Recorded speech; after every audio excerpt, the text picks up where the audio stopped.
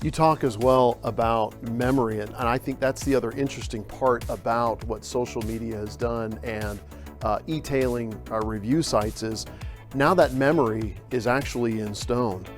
I read a study not long ago that showed that most people, when they're researching and buying something online, will actually go into the reviews, and the first thing that they look at is not the positive reviews, but the negative ones. It's that risk aspect of, okay, how bad could this go?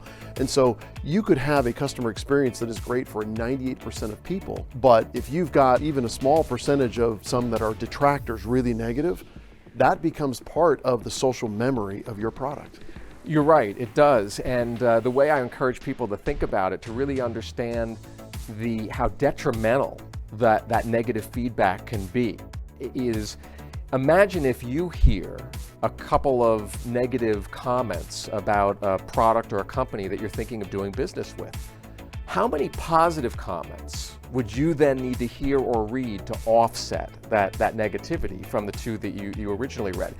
And I would argue that most people would say, well, I need to hear more than two. You know, it's not a one for one. If I'm going to read two really negative reviews, well, I want to see 10 positive things, in order for me to feel good about moving forward with working with that business.